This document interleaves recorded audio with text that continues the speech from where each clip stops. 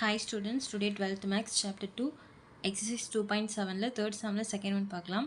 Summation of r equal to 1 to n tan inverse yr by xr equal tan inverse b by a plus 2k pi k belongs to z. ஓகேவா, இது வந்து prove பண்ண சொல்லியிருக்காங்க.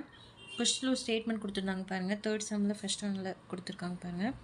If x1 plus iy1 x2 plus iy2 x3 plus iy3 up to xn plus iy1 iyn equal a plus ib.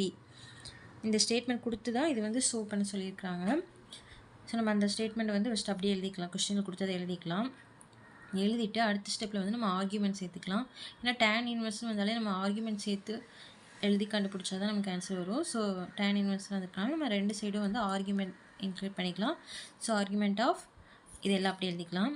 x1 plus iy1 x2 plus iy2 x3 plus iy3 up to xn plus iy1 equal இந்த சைடும் அதேமாதிரி argument of a plus ib. ஓகேவா, அடுத்த ஸ்டெப்பில் argument வந்து தனித்தனியாக போட்டுக்கலாம்.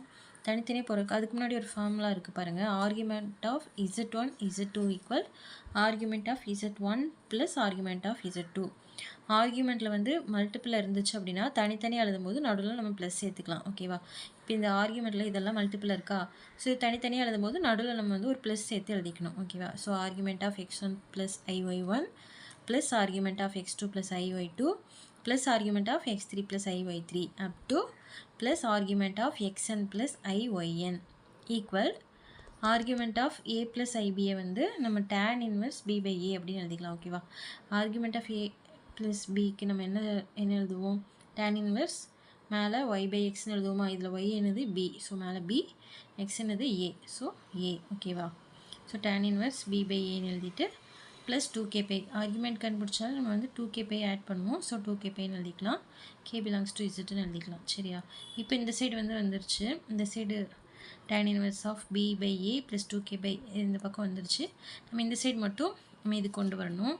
So அடுத்த ஸ்டெப்பில் பார்க்கலாம். அடுத்த ஸ்டெப்பில் இது எல்லாத்துக்குமே தனித்தனியாக நம்ம tan இன்வெர்ஸ் போட்டுக்கலாம். So tan inverse of y1 by x1 plus tan inverse of y2 by x2 plus tan inverse of y3 by x3 up to tan inverse of yn by xn. ஓகேவா, equal இந்த side இருக்கிறது அப்படி எழுதிக்கலாம். tan inverse b by a plus 2k by k belongs to z. ஓகேவா, இந்த side இருக்கிறது அப்படி எழுதிக்கலாம்.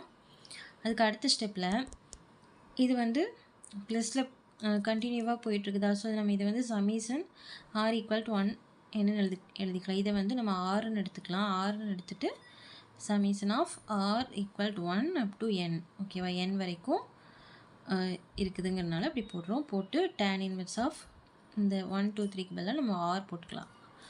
yr by xr. ஓகேவா, ஈக்குவல் இந்த tan inverse of b by a plus 2k pi அப்புறம் k பிலாங்ஸ் டு z. ஓகேவா, புரியுதா? இப்போ இதான் வந்து கொஸ்டின் ப்ரூவ் பண்ண சொல்லியிருந்தாங்க.